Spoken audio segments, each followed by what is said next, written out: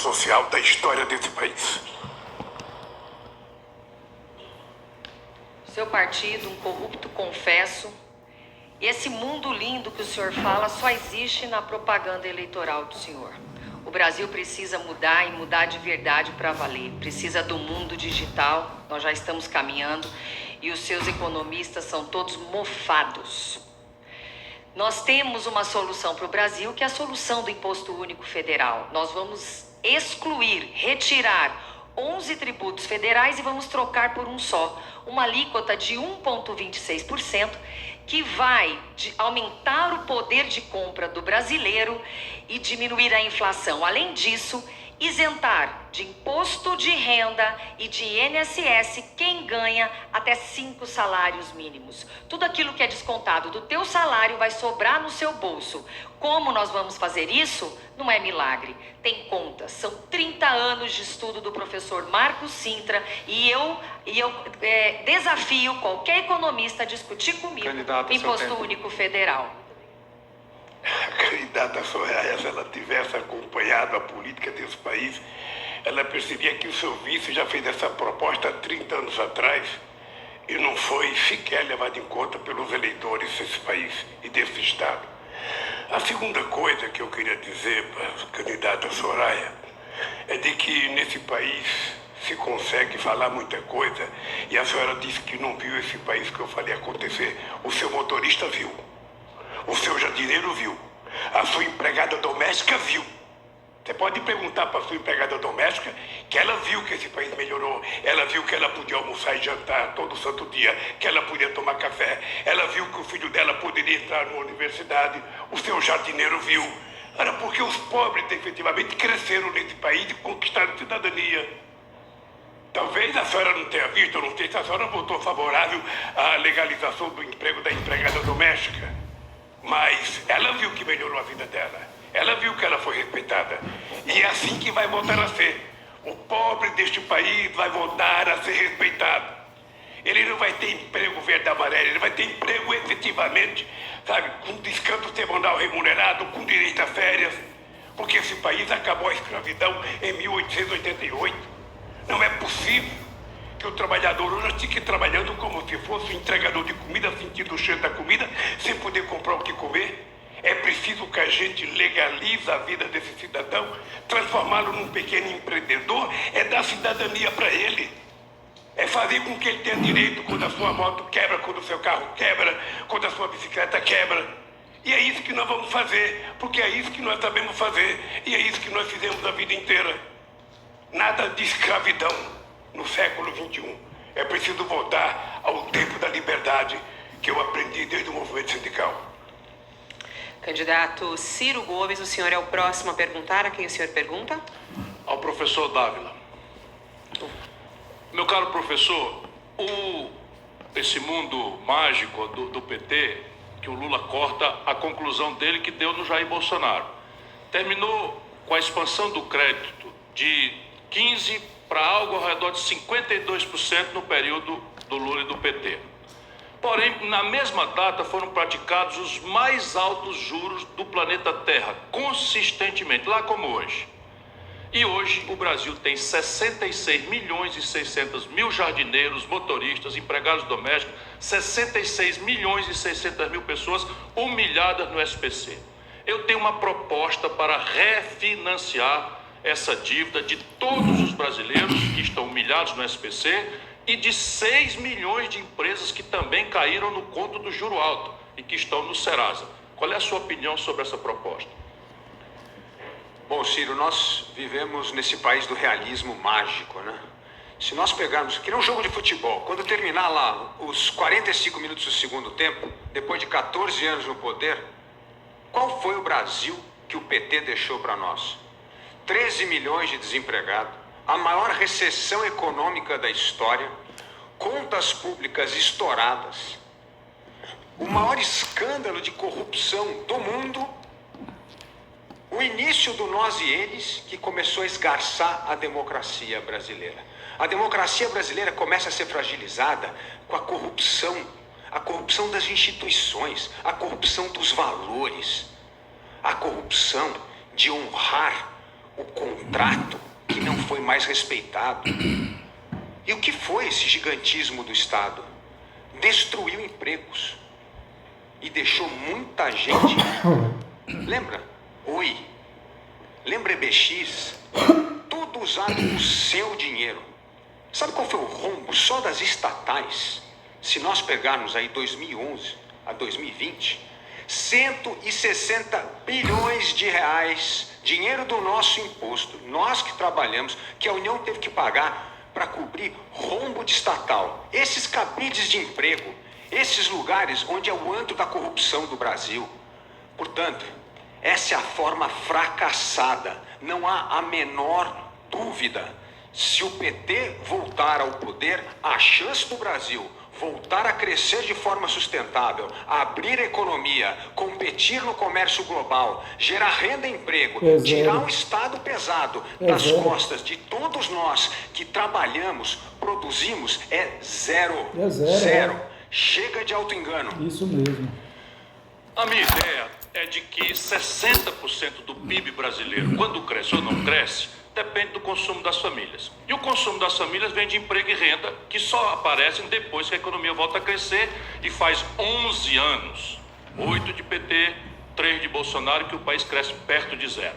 Portanto, renegociar a dívida, refinanciar as dívidas é relativamente simples. Procure no cirotv.com.br, Ciro Gomes, ciro.gomes, cirogomes.com.br, os detalhes disso. Mas é simples, um grande leilão, todos os crediaristas, as contas que estão aí, os credores, que derem o maior desconto, eu tenho conseguido no Ceará 90% de desconto, traz a dívida média sua de R$ 1.400. Refinanciar esses R$ 1.400 em muitas prestações, 36 vezes, com juro moderado, é simples e eu posso fazer.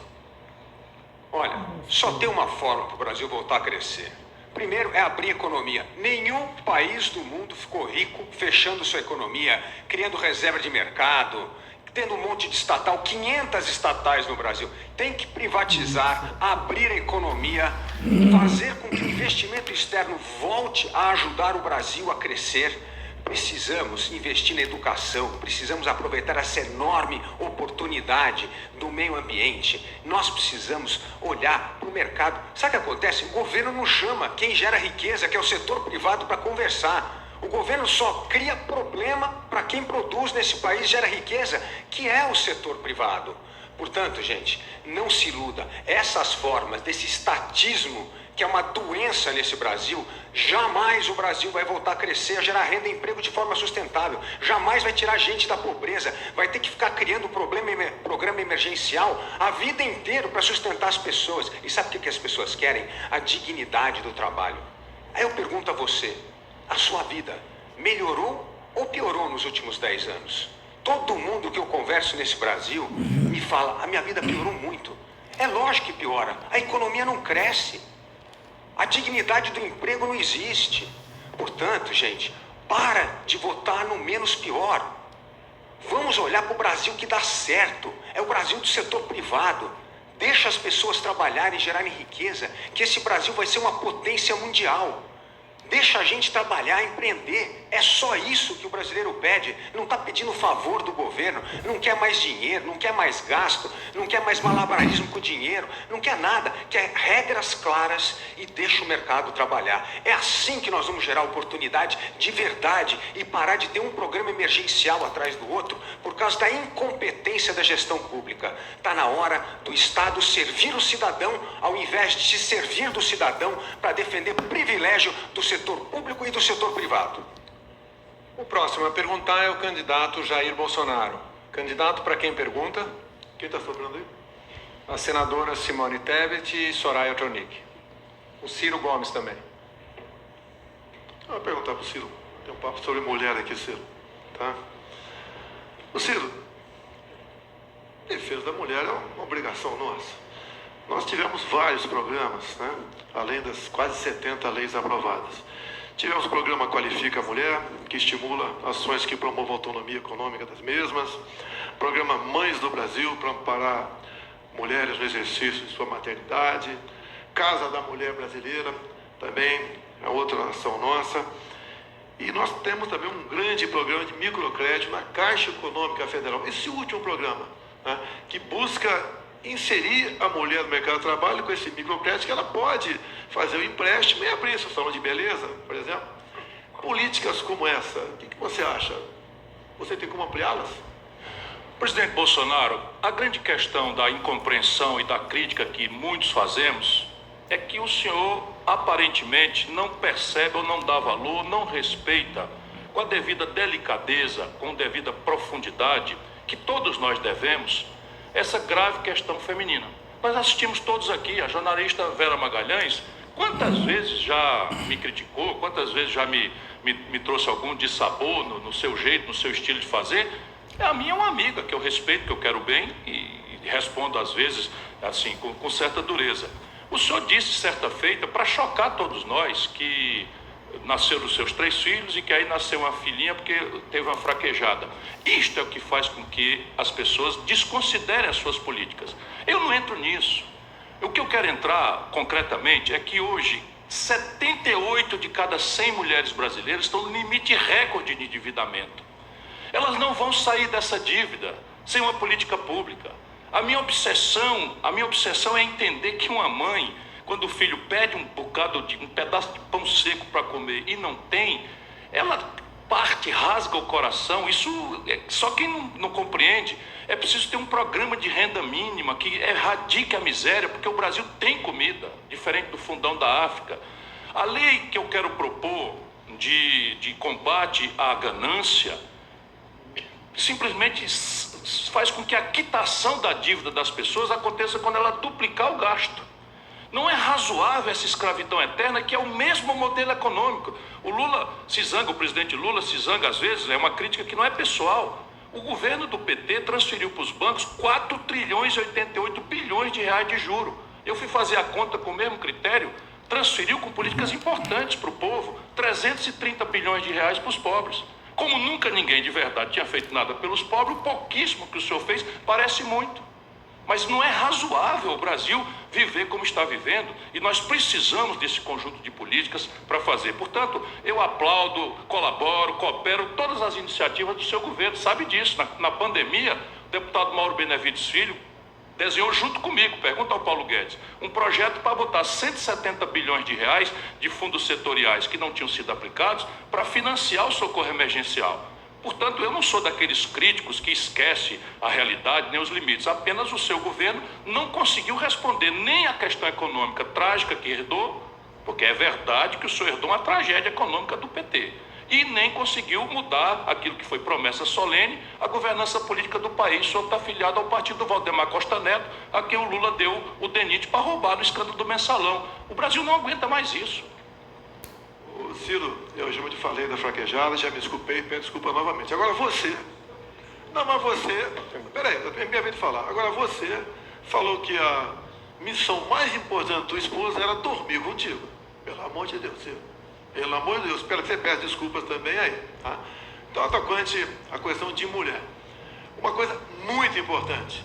Não deixa de ser o tal do Auxílio Brasil. Porque com a política do fica em casa, a economia te vê depois...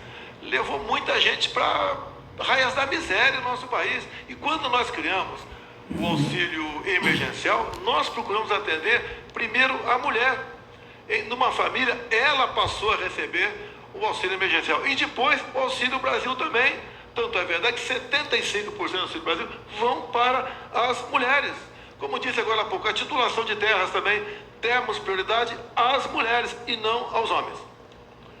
Candidato. 20 anos atrás, eu cometi uma absoluta infelicidade de fazer uma gracinha com uma mulher extraordinária que foi minha mulher durante 18 anos. Já me desculpei por isso 1 milhão de vezes. E isso é de se desculpar a vida inteira. Não é disso que eu estou falando, Bolsonaro. Eu estou falando da sua falta de escrúpulo. Você corrompeu todas as suas ex-esposas. Todas elas estão envolvidas em escândalos. Você corrompeu seus filhos. Essa é a questão. Tendo prometido que ia combater a corrupção do PT e do Lula. Essa é a grande contradição que você precisa explicar. Eu não queria trazer esse tipo de argumento aqui, a não ser pela sua falta de caráter de trazer um assunto pessoal de 20 anos atrás, pelo qual já disse, me desculpei muitas vezes, foi uma infelicidade de alguém criado em ambiente machista, reproduziu cultura machista. Mas eu aprendi isso, você que não aprende nada nunca. Por quê? Porque você é uma pessoa que não tem coração. Sabe, simular sufocamento na hora que o povo brasileiro estava faltando oxigênio em Manaus. Sabe, dizer que não é coveiro na hora que há milhões de famílias brasileiras e amigos nos enlutamos. O Brasil tem 3% da população do mundo e morreu 11% das pessoas que morreram no mundo. O candidato Jair Bolsonaro pediu direito de resposta. A nossa comissão julgadora está analisando, daqui a pouquinho a gente traz a resposta. Pela ordem do sorteio, o próximo a perguntar é o candidato Luiz Inácio Lula da Silva. Candidato, o senhor tem duas opções: as candidatas Simone Tebet ou a candidata Soraya Tronic. Eu vou perguntar para a candidata Simone Tebet. Candidata, a senhora teve uma participação extraordinária na CPI da Covid. E eu queria que a senhora dissesse: houve ou não houve corrupção no processo de tratamento da Covid? Houve ou não houve negligência do governo no cuidado da vacina? Quer dizer, o que se explica o sigilo de 100 anos para o ministro da Saúde, que agiu de forma totalmente irresponsável no trato do Covid? O que se explica para a sociedade um presidente brincar com uma doença que matou 682 mil pessoas e ele não foi capaz de derramar uma única lágrima por uma das pessoas que morreram? A senhora que participou ativamente. Olha só, ele está Esse tema é um tema muito difícil para eu falar até hoje, candidato Lula, porque eu entrei na CPI comovida com a dor de famílias e saí totalmente indignada. Sim, pela insensibilidade do atual presidente da República, negou vacina, atrasou 45 dias, muitas pessoas poderiam estar entre nós, não estão, por culpa da insensibilidade de um governo que não colocou vacina no braço do povo brasileiro. Aliás, até hoje deu um mau exemplo e dá mau exemplo e não se vacinou. Mas eu quero sim confirmar, eu vi, houve corrupção, tentativa de comprar vacinas superfaturadas. Os documentos estão aí. O Covaxin é o contrato mais escabroso que eu vi. Tentaram pagar antecipadamente 45 milhões de dólares para serem pagos no paraíso fiscal por uma vacina que não tinha comprovação científica para poder trazer para cá sem nenhum critério.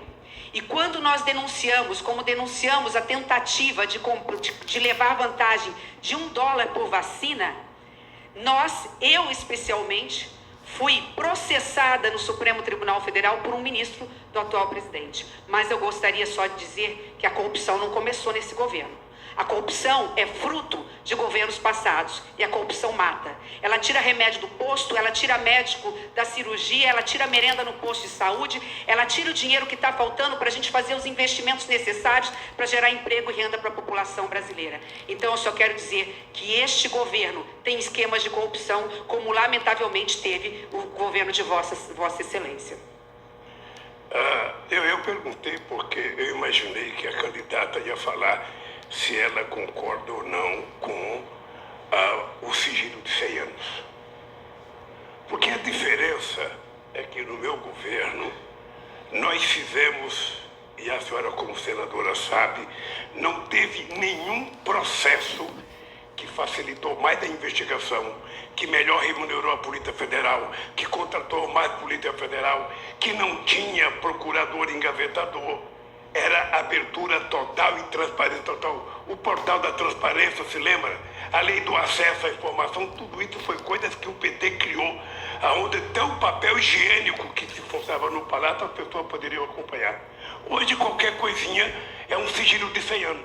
Sigilo de 100 anos, por cartão corporativo. Sigilo de 100 anos. Enquanto o nosso eu tirei ministro porque comeu um pastel ou porque comeu uma tapioca e não conseguiu provar. Bom, esta resposta é conhecida por todos, por isso que não respondi. É óbvio, no meu governo vai ser transparência total. Sigilo de 100 anos para quê? Quem quer esconder por 100 anos alguma coisa deve algo ao Brasil. Mas eu quero retornar a essa questão da corrupção. Por isso é que eu sou contra a reeleição. Já fui a favor um dia. acho que precisamos imediatamente assumir um compromisso, todos que estão aqui, pelo fim da reeleição.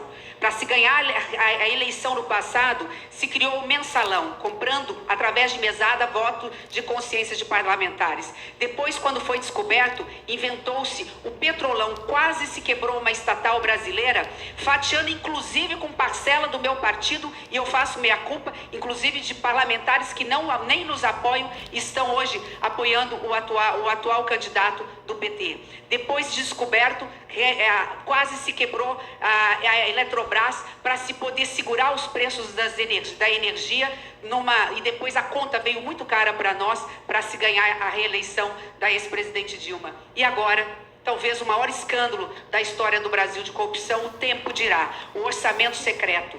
16 bilhões de reais todos os anos, dizendo que está indo para o interior do Brasil, sabendo que essas notas são frias, que esses serviços não são executados, que esse dinheiro volta na integralidade para o bolso de quem o entregou. Esse vai ser, sem dúvida nenhuma, a consequência do mensalão, do Petrolão, vai ser do orçamento secreto.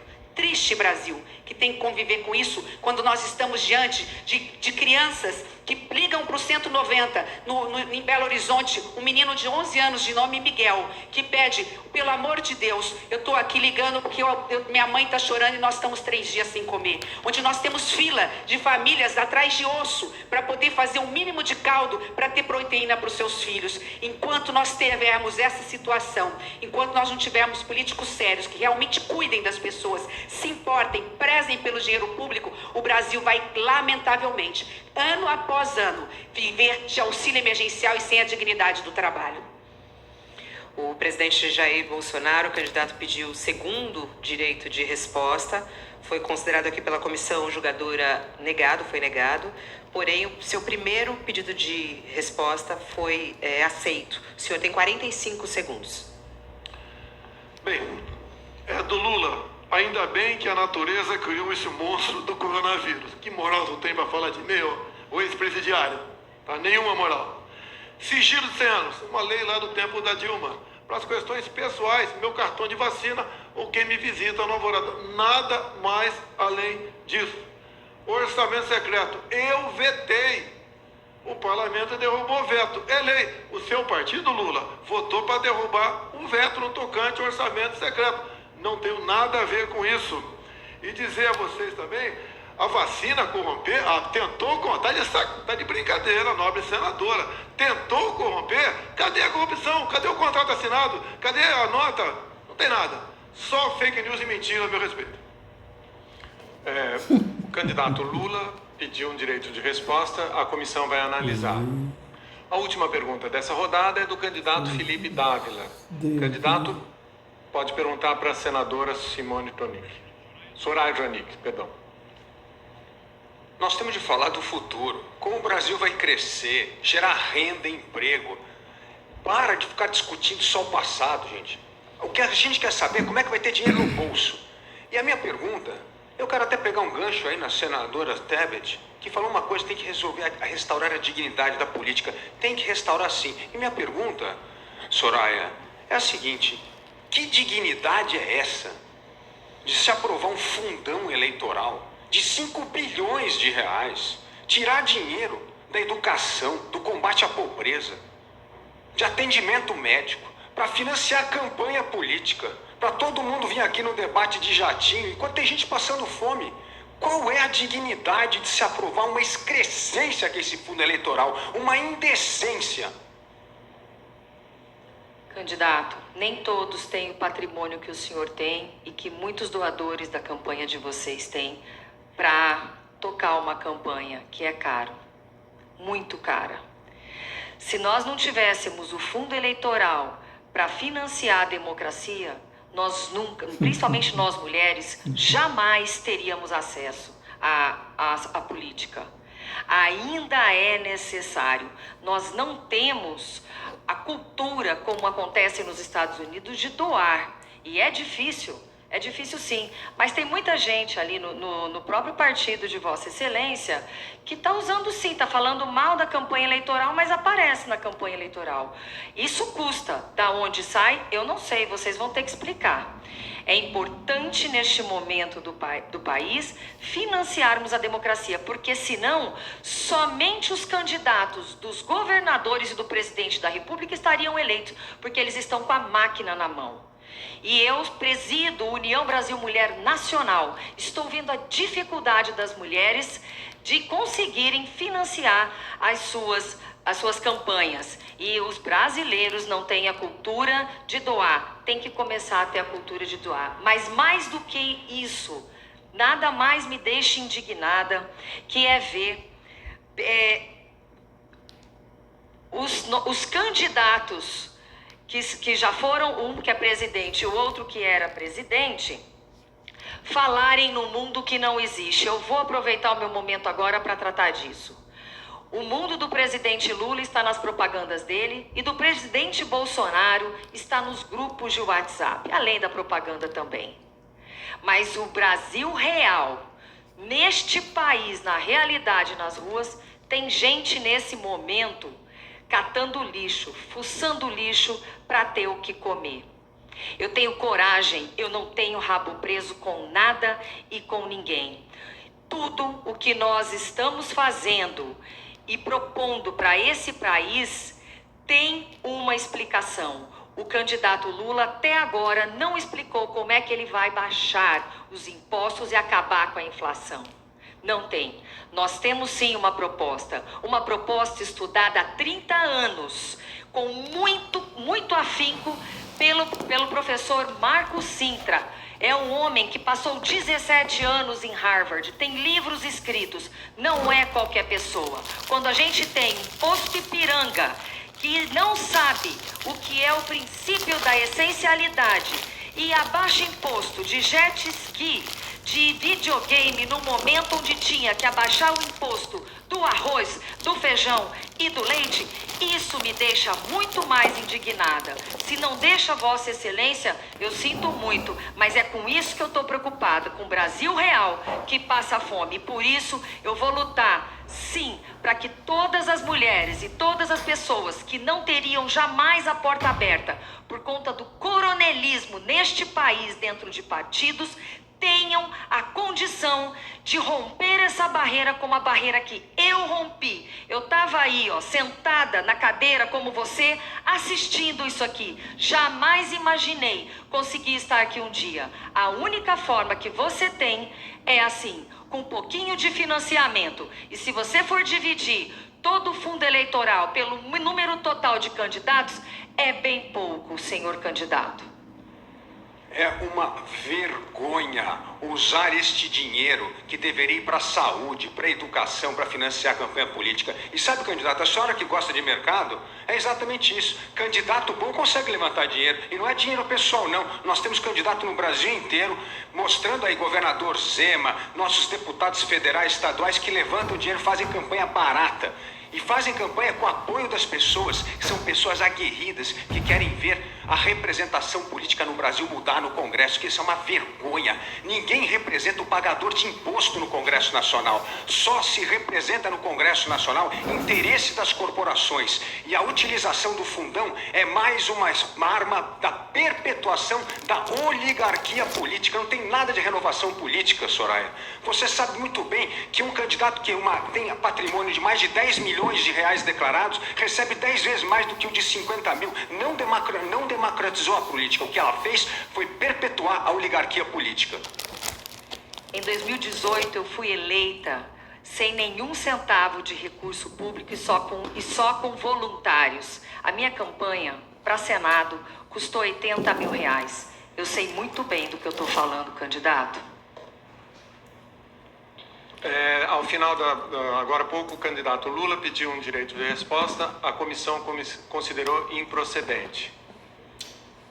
Agora os candidatos respondem a perguntas feitas por jornalistas sobre planos de governo. Cada questão será respondida por 2 candidatos em ordem sorteada previamente. Eu vou fazer a primeira pergunta, que será respondida pelos candidatos Ciro Gomes e a candidata Soraya Tronic.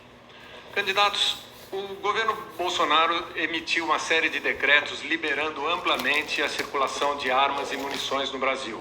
A alegação é de que isso aumentaria a percepção, de segurança pública. Nos últimos dias, uma criança matou o cunhado com uma arma esquecida no automóvel. Um atirador legalizado no Nordeste, irritado com uma criança que chorava, matou o pai e a babá. Em São Paulo, um grande carregamento de armas para o PCC era todo legalizado e também a mesma coisa aconteceu com milícias cariocas. Caso sejam eleitos, quais serão as suas atitudes em relação a esses decretos? Arma só serve para matar, não serve para outra coisa. É excepcional o caso em que mata em legítima defesa ou no estrito cumprimento de um dever legal. O presidente Bolsonaro, militar, treinado, foi assaltado pelo fator surpresa no Rio de Janeiro numa motocicleta e o bandido levou a arma dele. Percebe? E com essa arma deve ter assaltado muito mais outras pessoas. É um equívoco grosseiro. Tá bom, lá no interior do Brasil, onde não existe a polícia para a gente chamar, eu concordo. Você possui uma arma em casa, percebe? Mas essa frouxidão, acabar com a regulação do Exército no sensoriamento de armas e de munições, só presta para reforçar a milícia. Eu, presidente da República, sou um homem da paz, vou instrumentalizar a Polícia Federal, que hoje tem 11.600 homens efetivos apenas na luta, para que nós possamos enfrentar o contrabando de armas e aí sim a gente vai trazer a paz para o Brasil. A próxima a responder é a candidata Soraya Tronic. Quando a gente fala em armamento, a gente tem falado muito em legítima defesa. As pessoas precisam se defender. E eu confesso, votei sim sempre a favor da defesa, da autodefesa, da possibilidade de uma pessoa ter no meio rural uma arma para se defender. Mas acima de tudo, por que é que nós precisamos de tanta legítima defesa? Porque a nossa segurança pública está sucateada. Está muito complicado, eu moro na fronteira, eu sei da dificuldade das pessoas nas fazendas, em todos os lugares. Mas acima de tudo a gente sabe o quanto todas as forças de segurança do nosso país precisam de investimento, precisam de autonomia. No meu governo eu vou dar autonomia para a Polícia Federal, com mandato ao diretor-geral de 2 em 2 anos, intercalado com o mandato do presidente da República, justamente para não haver interferência nenhuma dentro da segurança. O candidato Bolsonaro pediu direito de resposta, mas a comissão negou. A segunda pergunta será feita pela jornalista Ana Estela de Souza Pinto, da Folha de São Paulo. Por ordem de sorteio, quem responde são os candidatos Lula e Simone Tebet. Olá, Ana, boa noite. Boa noite, candidatos. As suas campanhas têm propostas de fortalecimento das mulheres e acho que esse debate mostrou o quanto isso ainda é muito importante no Brasil. Mas existe uma política de valorização feminina que depende só do presidente da República, que é a escolha de quem vai ocupar os cargos do ministério, os cargos mais importantes do governo. No entanto, desde que a democracia voltou para o Brasil, mais de 600 pessoas já se sentaram numa cadeira de ministro e só uma ministra mulher para cada 15 ministros homens. E isso aconteceu também nos governos dos partidos dos senhores, do PMDB e do PT, que já ocuparam a presidência da República mais de uma vez, e em nenhum desses governos o número de ministras mulheres foi equilibrado. A minha pergunta é, aqui, agora, ao vivo, falando para todo o Brasil, os senhores podem se comprometer a preencher com pelo menos metade de ministras mulheres, com ministras mulheres, pelo menos metade das vagas do Ministério dos Senhores? Olha, primeiro, eu não sou de assumir o compromisso de me comprometer a fazer metade, a indicar religioso, a indicar mulher, a indicar negra, a indicar homem. Ou seja, você vai indicar as pessoas que têm capacidade para assumir determinados cargos. Eu tenho orgulho de ter indicado o primeiro negro para a Suprema Corte. Eu tenho orgulho de ter indicado a Carmiluta para a Suprema Corte e poderia indicar muito mais. Pode se indicar muito mais, pode até ter maioria mulher. O que não dá é para você assumir o compromisso numericamente, ou seja, você pode ter maioria de mulher, você pode ter maioria de mulher no Congresso, você pode ter maioria de mulher no Senado. Eu fui no México agora, na Câmara dos Deputados, as mulheres têm maioria no Senado. Deus queira que tenha condições de colocar mais da metade para ser da Suprema Corte. Eu acho que é plenamente possível fazer isso, mas eu não vou assumir compromisso, sabe, de que eu tenho que ter determinada pessoa obrigatoriamente, porque se não for possível, eu passarei por mentiroso. Candidata Simone Tebet, a senhora tem 1 minuto para responder. O candidato Lula não pode assumir esse compromisso, não quer assumir esse compromisso, mas eu já o fiz. A primeira coisa que fiz quando lancei a minha candidatura e foi homologada pelo meu partido foi dizer que o meu ministério será paritário entre homens e mulheres, sim. Basta haver competência e experiência administrativa. Isso nós sabemos que as mulheres têm. Nós temos condições de colocar 50% e mais. Nós teremos participação de negros. Mas há um terceiro requisito que eu divirjo do ex-presidente. O meu ministério terá paridade de mulheres e homens, terá negros, mas não terá ninguém envolvido em escândalo de corrupção, mesmo que seja do meu partido, que esteja envolvido em escândalo de corrupção, não será ministro de Estado. Agora eu vou fazer a terceira pergunta, que é endereçada aos candidatos Felipe Dávila e Jair Bolsonaro. E eu quero falar sobre mulheres também, porque a cada 10 minutos no Brasil, uma mulher é estuprada. E a cada 7 minutos, uma mulher é vítima de feminicídio. É algo muito grave que acontece no nosso país. E a gente sabe que há uma queda nos investimentos de políticas públicas voltadas para as mulheres. Dados do Instituto de Estudos Socioeconômicos revelam que houve um corte no orçamento de 33% nas políticas públicas voltadas às mulheres neste ano. Eu gostaria de saber o que será feito no seu governo para reduzir esses números. O candidato Felipe Dávila começa, tem 1 minuto para sua resposta.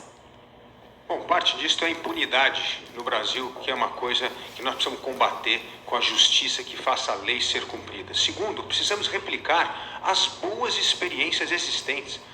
Por exemplo, a Polícia Maria da Paz, uma força importante que vem aumentando brutalmente as mulheres que têm coragem de denunciar estupro.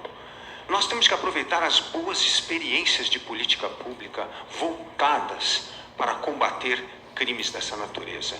Portanto, o que o Brasil precisa fazer não é inventar mais política pública, é fazer cumprir a lei, combater a impunidade e aproveitar excelentes exemplos, como é o caso da Força da Maria da Paz. Por que isso?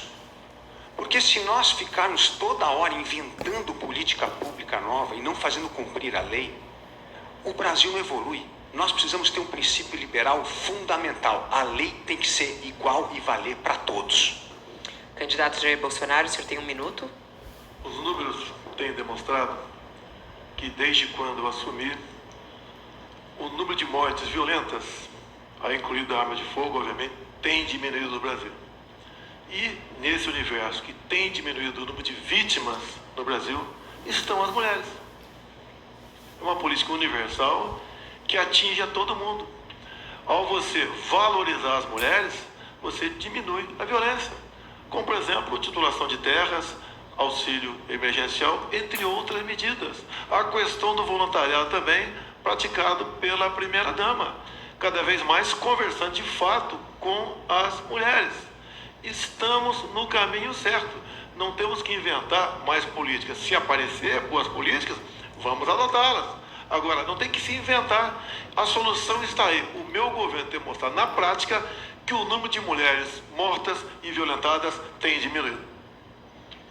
Esta foi a última resposta dessa rodada. A partir de agora, cada candidato terá 2 minutos para suas considerações finais.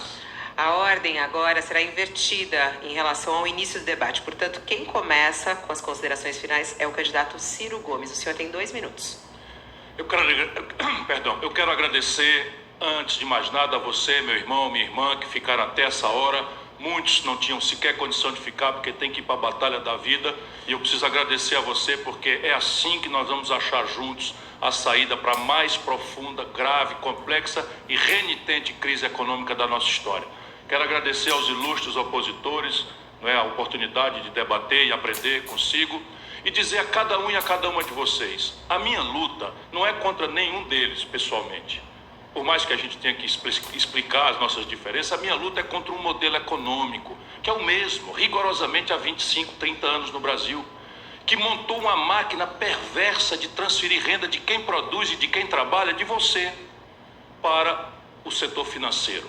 É uma coisa absurda. Nos últimos 12 meses, o Brasil pagou 500 bilhões de reais de juros.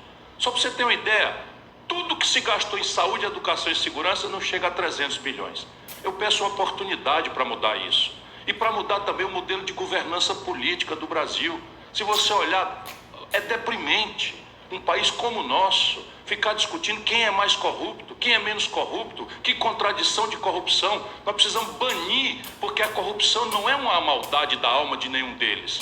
A corrupção é uma prostração moral que todos eles fizeram, um modelo de governança política em que a ideia de que você só vai governar se tiver sustentação no Congresso, se transformar a presidência da República em testa de ferro de roubalheira. Eu lhe peço, com muita humildade, em nome do seu filho, em nome dos pobres do Brasil, de todos os trabalhadores, me dê uma oportunidade. É a 4ª vez que eu sou candidato. Minha paixão não se abateu em nenhuma, porque o amor da minha vida é o Brasil. O sentido moral da minha vida é lutar para mudar o Brasil. Eu quero um lugar na história de quem mudou o Brasil e deu a oportunidade de crescer e dignidade para todos. Candidato Lula, 2 minutos para suas considerações finais. Olha, eu queria terminar essa participação nesse debate me solidarizando a senadora Simone e a jornalista que foi agredida. A segunda coisa é dizer para vocês que eu fui procurar um companheiro com a experiência de 16 anos de governo de São Paulo para me ajudar a governar esse país. Eu sei o que fiz, sei o que vou fazer, e por isso eu não entro no campo da promessa fácil, porque eu sei como é difícil.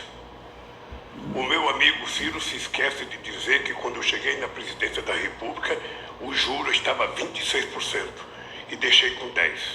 Ele esquece de dizer que a inflação estava com 12%, nós deixamos com 5%. Ele esquece de dizer que o desemprego era 12% e nós deixamos com 22 milhões de empregos. Tive o prazer de indicar a primeira mulher candidata à presidência da República, que quando deixou o mandato em 2014, quando venceu o seu primeiro mandato, o desemprego era apenas 4,5%, padrão Finlândia, padrão Noruega. E depois o Eduardo Cunha e o Aécio Neves, junto no Congresso Nacional, resolveram preparar o golpe que culminou com o desastre. Porque aqui se fala do governo da Dilma, mas ninguém falou do golpe que a Dilma sofreu em 2016. Ninguém falou, sabe, que derrubaram uma mulher por causa de uma pedalada e não se derruba um cara por causa de uma motociata. Ou seja, esse país vai fazer o julgamento histórico da presidenta Dilma. E eu estou muito tranquilo porque eu pensei em falar de obras públicas que eu fiz aqui, mas é tão medíocre o Brasil de obras hoje que eu não vou falar para não humilhar quem está governando o Brasil. O candidato Jair Bolsonaro tem agora 2 minutos para as suas considerações finais. Deus, pátria, família e liberdade. Desculpe os demais candidatos, mas está polarizada as eleições. Quem o ex-presidiário apoiou no passado? Apoiou Chaves, apoiou Maduro. Para onde foi a Venezuela?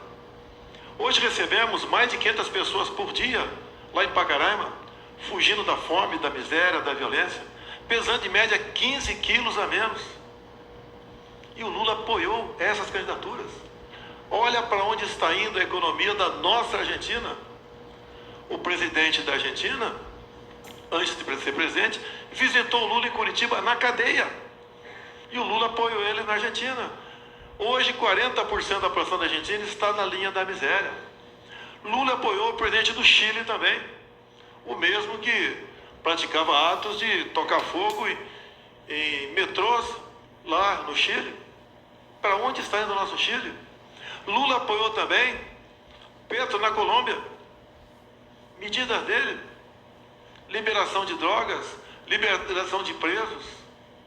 para onde está a nossa Colômbia. Também o nosso prezado presidente Lula apoiou na Nicarágua Ortega, que agora persegue cristãos, prende padres, expulsa freiras. Uma perseguição religiosa sem tamanho. E quando ele é questionado sobre isso, ele diz: não devemos meter o nariz em outros países. O que vai acontecer com o nosso Brasil se esse ex-presidiário voltar para a cena do crime juntamente com Geraldo Alckmin, um homem religioso, católico, mas que resolveu cantar a Internacional Socialista? É a união de tudo que não presta no Brasil. Nós não merecemos isso para a nossa pátria. Pela ordem, quem faz agora as suas considerações finais é a candidata Simone Tebet. O candidato Lula pediu um direito de resposta e a comissão vai analisar. Lamentável. Lamentável no país da fome, da miséria, do desemprego, do desespero, do desalento. Temos 2 candidatos falando do passado, alimentando ódio, dividindo as famílias e polarizando o Brasil.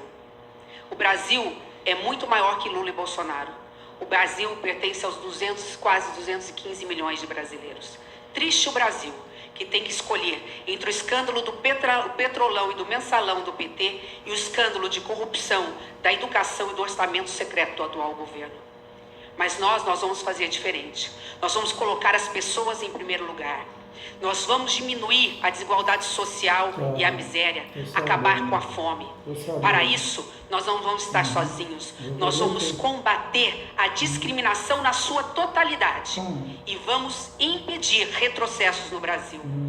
Vou contar com a ajuda valorosa da minha vice-presidente da República, Mara Gabrilli, uma mulher tetraplégica há 28 anos, se tornou senadora da República e sabe como fazer. Mara querida, Simone e Mara, juntas, nós vamos reconstruir o Brasil de verdade.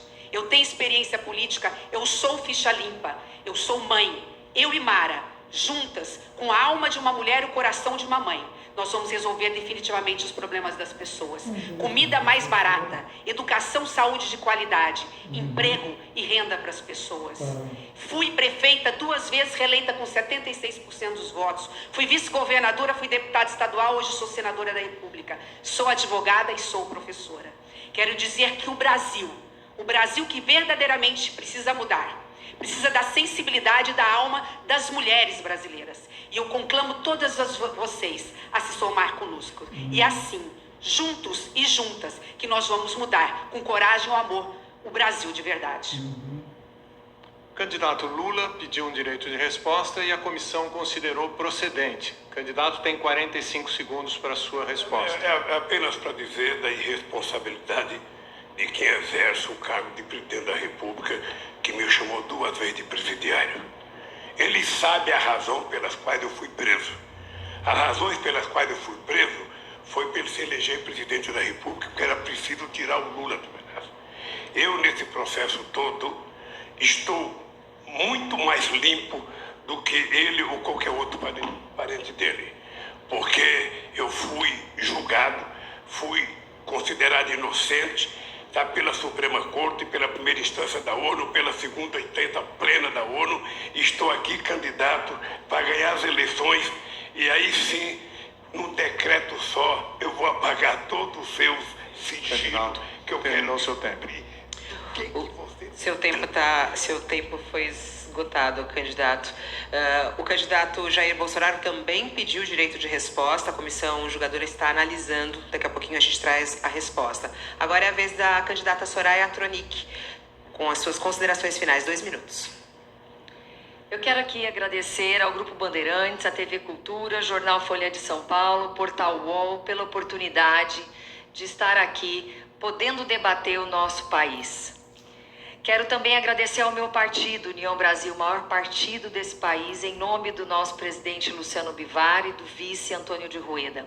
Quero agradecer ao meu vice-presidente, Marco Sintra, um homem de exatas e eu de humanas. O perfeito equilíbrio para que a gente consiga levar esse país adiante. Temos um projeto estruturante, um projeto real que pode ser aplicado imediatamente e com ele nós iremos sim, com um imposto só, diminuir o preço dos alimentos, trazer mais dignidade para todas as pessoas. Iremos tirar o imposto de renda e o INSS de todos aqueles que recebem até 5 salários mínimos. Essa proposta está madura e ela sim pode ser aplicada e eu desafio qualquer pessoa para que debata essa proposta conosco, não que diga ao Léo. Quero dizer para vocês que para tirar o nosso país do atoleiro, meus amigos, tem que ser traçado, tem que ser 4x4, tem que ser 44. Chega de briga e de confusão. O Brasil precisa de paz e precisa de união. Precisa de alguém que cuide das pessoas. Eu, ao lado de Marcos Cintra, sou esse alguém. Muito obrigada pela oportunidade. O que eu quero é resolver e trazer solução para a sua vida. Eu saí da fila dos que reclamam e vim para a fila dos que fazem. Eu critico, mas eu trago a solução. Obrigada. Candidato Jair Bolsonaro havia pedido direito de resposta, a comissão considerou improcedente. Então, seguindo a ordem, quem fala agora é o candidato Felipe Dávila. 2 minutos. Para mudar o Brasil, nós precisamos de um projeto de país, nós precisamos de gente competente, nós precisamos de gente com caráter, liderança e coragem para transformar o Brasil. Não é gente profissional da política que só pensa em criar um Estado pesado, cheio de privilégio para um monte de gente, tirando mais dinheiro do nosso bolso, nós que trabalhamos, tocamos os nossos negócios, produzimos. O Brasil, para mudar, vocês viram aqui, não teve nenhuma conversa de como vai fazer a economia crescer. Sabe por quê? Porque só tem um jeito da economia crescer. É tirar poder do Estado, dar mais poder para quem empreende, para quem gera riqueza. Tirar esse Estado pesado que vem sufocando a gente há anos. A economia brasileira jamais vai voltar a crescer do Estado sendo gerado do jeito que é. Nós precisamos de gente com caráter e competência. E daí, o exemplo que eu tenho orgulho do Partido Novo.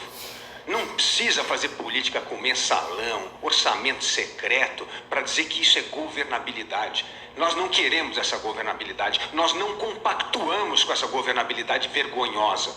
Está aí o exemplo de Minas Gerais, Romeu Zema, um governo de gente impoluta, séria, competente, atraiu mais de 280 bilhões de reais em investimento para o Estado, melhorou a saúde e a educação. Está o nosso prefeito Adriano Silva em Joinville, a melhor cidade do Brasil, deu mais título de regularização fundiária em 11 meses do que em 11 anos da cidade. É gente que assume o poder para resolver a vida daqueles que produzem e geram riqueza. É assim que o Brasil vai voltar a crescer, olhando para frente, tirando o Estado das costas e acreditando que é com caráter e liderança e honrando a política que nós vamos. Por isso, vote nos deputados do Novo, vote em Felipe Dávila. E termina aqui esse primeiro debate entre os candidatos à presidência da República nas eleições de 2022. Uma parceria entre o Grupo Bandeirantes, TV Cultura, o UOL, Jornal Folha de São Paulo, com apoio também do YouTube e do Google. Em caso de segundo turno, já está definida a data da realização do próximo debate. Anote aí, dia 9 de outubro. Em nome das empresas do Pool, eu agradeço a presença de todos os candidatos e a sua audiência aí em casa. Boa noite. Uma boa noite e uma boa semana a você.